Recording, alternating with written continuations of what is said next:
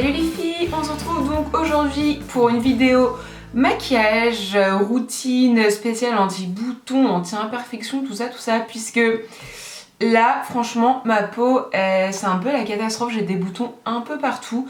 Ça m'arrive pas trop souvent, mais là comme vous savez je suis partie 2 semaines au Japon, donc c'était un peu la catastrophe parce que j'ai franchement mangé tout et n'importe quoi. Je me suis dit c'est les vacances, je me prive pas du tout, donc j'ai mangé des sucreries à n'importe quelle heure tout au long de la journée, et je pense que franchement ma peau elle a pas trop kiffé en fait, elle a pas trop apprécié, donc là elle est un petit peu en mode révolution. Donc voilà, j'ai des boutons, des grosses rougeurs, un petit peu franchement j'en ai partout quoi, j'en ai vraiment partout. Donc je vais vous montrer comment je fais pour passer de ça à ça, donc c'est parti.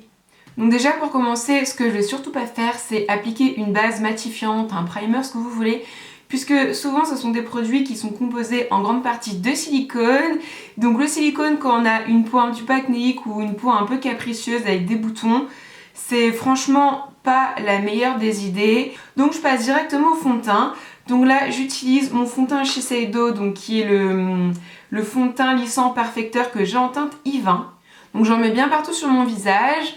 Et cette fois-ci, je ne vais pas utiliser de Beauty Blender pour l'estomper parce que je recherche quand même pas mal de couvrance, puisque ouais, il y a quand même pas mal de choses à cacher là en ce moment. Donc je vais venir utiliser mon pinceau fond de teint. Donc c'est un pinceau que j'adore énormément. C'est le pinceau poudre minérale de chez Sephora. Mais oui, moi je m'en sers pour appliquer mon fond de teint. Et en fait ce que j'adore avec ce fond de teint, c'est qu'il est quand même bien couvrant, il fait tout de suite effet seconde peau, mais sans faire masque, sans faire trop d'effet de matière.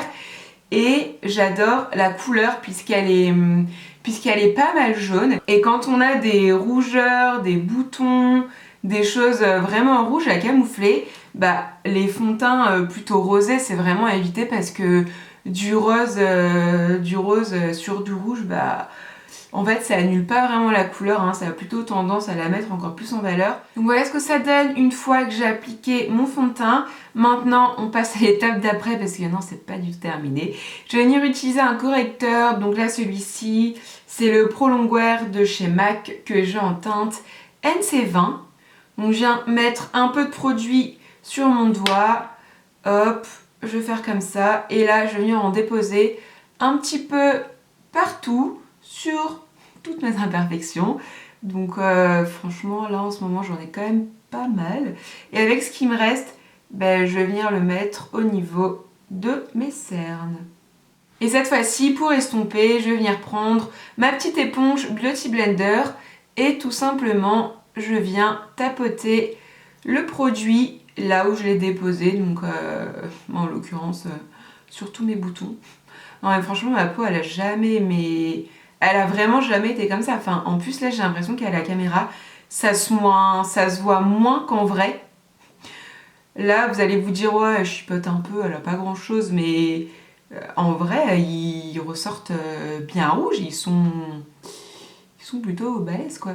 Donc ouais je pense que là pendant 2 semaines j'ai mangé, franchement j'ai mangé des bonbons, j'ai mangé des gaufres tous les matins avec du chocolat.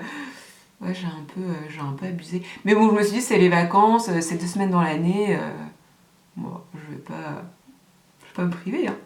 Et puis ensuite, si jamais je trouve qu'on les voit encore trop, que mes imperfections, mes boutons sont encore un petit peu trop apparents, je viendrai remettre un petit peu plus de matière.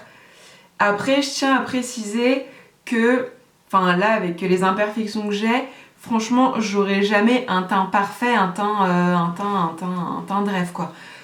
On verra toujours un petit peu mes imperfections en transparence, mais ça me pose pas vraiment de soucis parce qu'elles sont quand même bien camouflées. Et dans tous les cas, je préfère qu'on les voit encore un petit peu en transparence qu'avoir trop plein de matière, trop d'effets de matière et avoir un résultat pas du tout naturel, enfin un résultat, un masque limite avec effet plâtre et tout. Ça c'est vraiment quelque chose que j'aime pas du tout. Une fois que j'ai terminé de faire toutes mes corrections sur mon visage, Je vais venir poudrer, donc là j'utilise une poudre de chez MAC, donc une poudre complètement transparente. C'est la Prep Plus Prime, en fait c'est juste une poudre qui va me permettre de fixer mon teint, de le rendre beaucoup plus mat et surtout elle a pas de paillettes, elle a pas d'irisé, elle a rien de tout ça. Donc je vais venir délicatement tapoter partout sur mon visage. Je viens pas lisser comme ça pour éviter un maximum de déplacer tout le maquillage que j'ai mis en dessous en fait. Maintenant on va donc pouvoir passer au blush. Donc je vais utiliser le Peach de chez MAC puisqu'il est complètement mat et encore une fois vraiment j'insiste, mais on évite tout ce qui est paillettes, irisé, satiné, tout ça.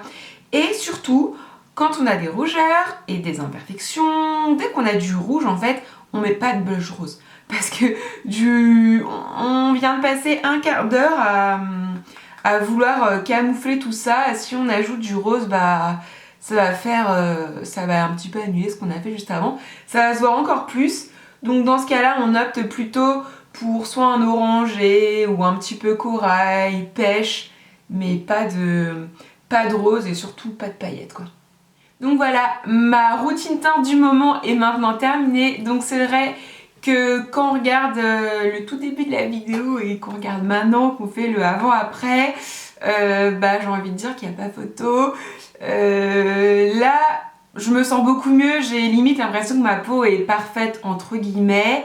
Après, il y a encore quelques endroits où on voit très légèrement en transparence, mais comme je vous disais tout à l'heure, je veux surtout pas avoir d'effet de matière, je veux surtout pas...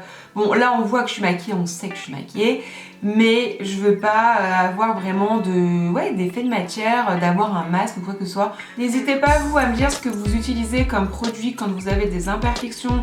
Ça peut être des produits de soins, des produits de maquillage, des produits chouchous, si vous avez des produits à me conseiller ou au contraire des produits à surtout pas me conseiller, et ben dites-le moi, ça m'intéresse. Et puis en attendant, nous on se retrouvera jeudi pour une vidéo sourcils. Je vous fais plein de gros bisous, je vous dis à très vite, bye.